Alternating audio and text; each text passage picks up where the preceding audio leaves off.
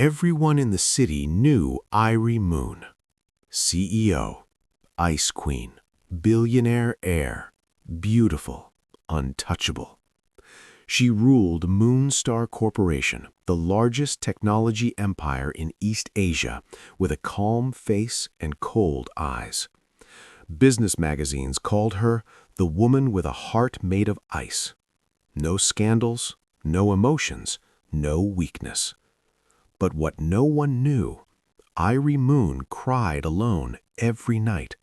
Not loudly, not desperately, silently, like a child who learned too early that tears only bring more pain.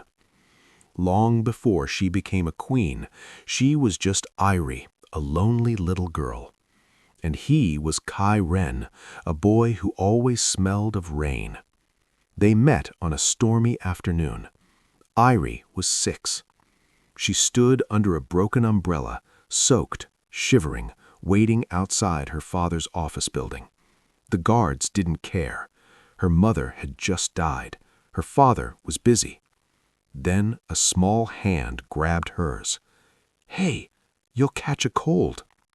The boy was about her age, messy black hair, torn shoes, kind eyes. He dragged her into a tiny roadside shop.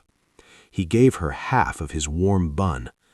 "This is my dinner," he said proudly, "but you need it more." She stared at him. No one had ever shared food with her. That day, Airi Moon learned what warmth felt like from a poor boy with nothing. They met every day after that. Airi would sneak out of her lonely mansion. Kai would wait near the street lamp.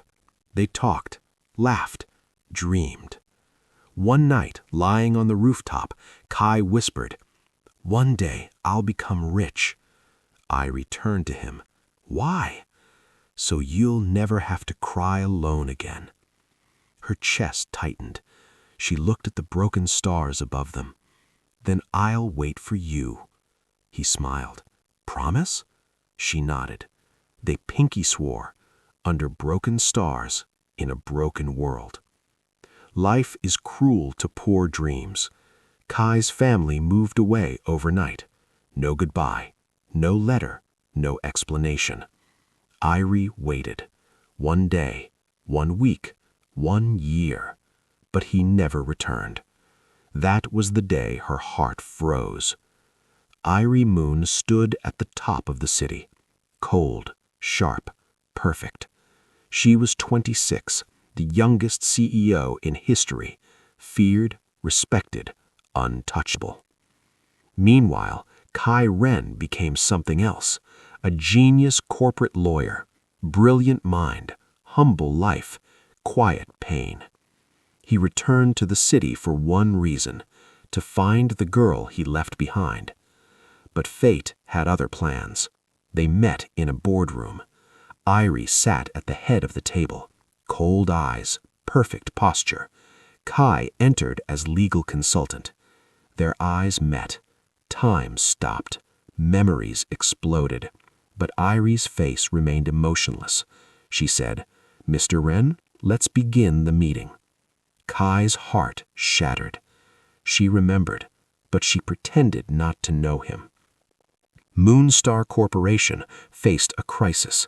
To stabilize investors, Airi needed marriage. The board suggested alliances. She refused, until she saw Kai's name. She called him.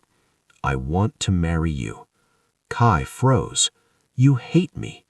"I don't feel anything," she replied coldly. "Then why me?" "Because you're safe." Because she still loved him, but she'd never admit it. Their wedding was perfect. Flowers, lights, applause, but no warmth, no smiles, no love. They slept in separate rooms, spoke only for business, acted like strangers. But every night, Airi listened to Kai's footsteps outside her door and cried silently. Kai tried. He cooked, waited, spoke gently, but Airi stayed distant. She punished herself, because loving him again meant risking heartbreak again. so she built walls and lived alone inside them. One night, Airi collapsed. Hospital, diagnosis, rare neurological disease, memory loss, limited lifespan, months, maybe a year, no cure. Her world shattered, but she smiled calmly. Don't tell my husband. Airi decided she would push Kai away before she died, so he wouldn't suffer, so he could move on, so he wouldn't cry for her. Thus began her coldest act. She told him, I never loved you. You were just convenient. Divorce me. Each word stabbed her own heart. Kai's eyes shattered, but he nodded, okay, and walked away. Now alone, Airi faced death, without love, without comfort, without warmth. But destiny wasn't finished.